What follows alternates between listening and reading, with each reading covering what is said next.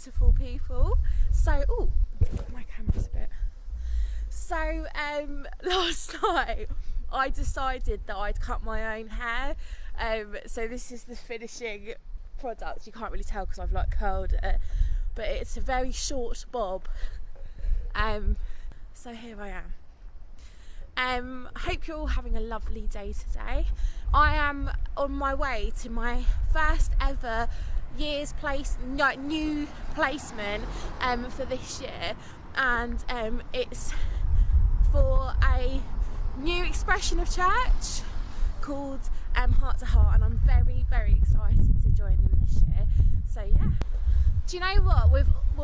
With this video log, I want to be like completely honest and like journey with people. So yeah, I think I'm going to explain where I'm at really. So I've gone through seasons where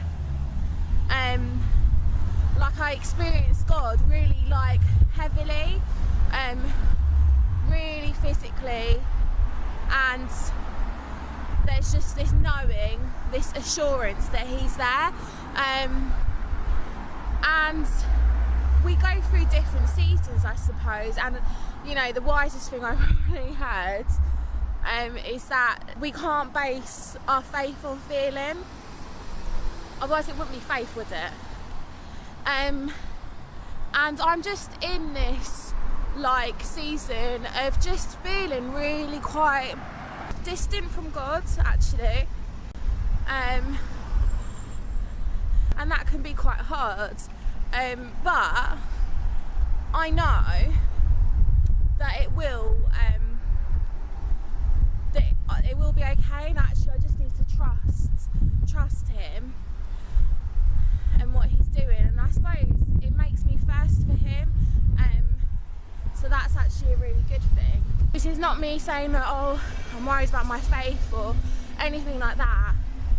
It's just seasons. So if any of you are feeling like that, then just know that He's with you through everything, and we can't base our faith on feelings.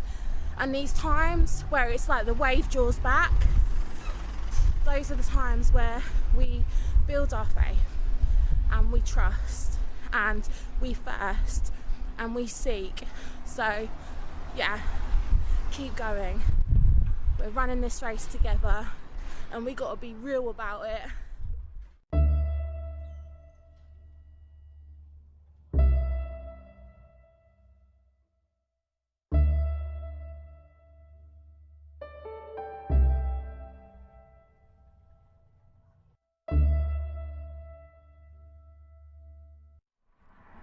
So I'm early for my placement, so I'm just waiting outside, and I was just thinking when I was on the bus that there's so many reasons why we can feel distant from God. I think this is my personal like thing, like if it's not true to you then that's okay, but like, you know, God is never distant from us. It's normally us actually that distances ourselves from God. He never distances Himself. If that was the case, then what was the point? Like, what was the point of Jesus dying on the cross? What was the point throughout, you know, the start of creation, that He wanted to walk in the garden with us? So to be distant from us now would just be ridiculous. But also self-indulgence, or things that we would choose, like we put before God. Like I do that a lot. That's something that I need to sort out. I need to work through with God, and I need to give to God and keep it in God's hands. Like I'll give God something, and then a couple months later I'll take it back and I'll do it again. And He's so gracious. Like, it's not about, you know, wrongs and rights and all that stuff. His grace covers us. But actually, if I want to be in God's presence all of the time, like that's what my heart is for, to constantly have heaven on earth around me, in people I know. Like, so if I'm choosing other things that are more important than God, then that's a blockage. Yeah, also can be like believing lies. So there's been times when I've believed that God is distant from me, God is angry with me, God is disappointed with me, and so why would he want to be with me? Why would he want to be around me? He's angry with me. He's so angry with me. And that's all complete lies. Complete lies. He loves us. He wants to be with us.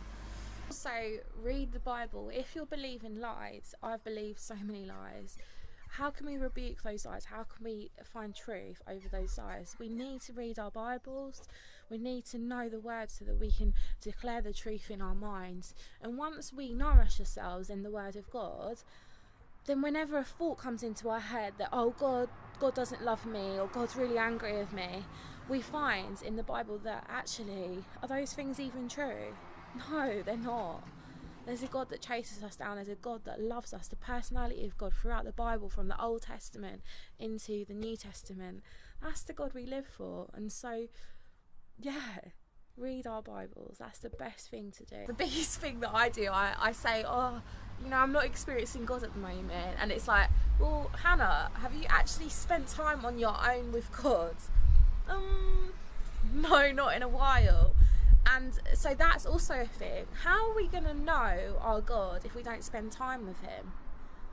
That's, you know, it's so true. Like, we need, like, it's, you know, fair enough, we go to church on a Sunday if we do, or we go and hang out with other Christians and have Bible study groups, but actually, do we spend time on our own with God? On our own? Because Jesus, the Son of God, went off and spent time on his own, and he spoke to God. So we need to do the same thing, and I think that keeps the connection. If we're turning our backs towards God, then we're not going to have the communication. We're not going to hear what he's trying to say to us. It's just going to be very one-sided. It's going to be like a seed that doesn't grow. In those times when you do feel distant from God, just sit down and reflect and think, what is it? What is it? Is it what my thoughts are? Is it something that I'm idolising and I'm causing myself to be separated from God? Is it lies that I'm believing? Is it just the fact that I'm not spending enough time with him? There's all these different things, and at the end of the day, he's with you, he loves you, and he wants you to know that he's right there. That's the thing. That's the funniest thing as well, that even though we feel like God's distant, he's right there the whole time. He's been there throughout. Like, before we were even born, he was there, and he's here now. And so my prayer is that in this time, in this difficult time, that God will reveal those things to you, and that you'll have space to reflect on them, and that you will know that he's close, that you will trust that he's there even when you don't feel it.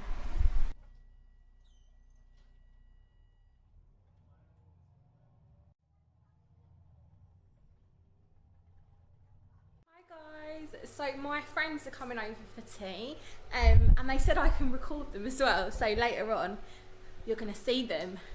I'm cooking enchiladas. It's not going very well. I burnt the pan. Dun, dun, dun, dun. I'm actually on a right cook, like, you know, don't judge me. But I just went upstairs and silly me.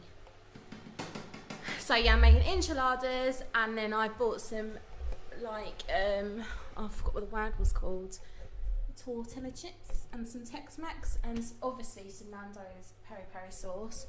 I've set the ambiance by putting the fairy lights on and making the pillows, you know, look scattered, setting a scene of fun and love. So yeah. Oh, onion eyeballs. Oh.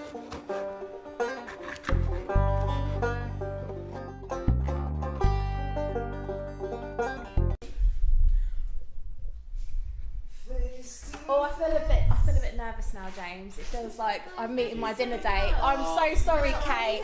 They're so rude. I'm really sorry. We've got nothing to give you. I already follow Jesus.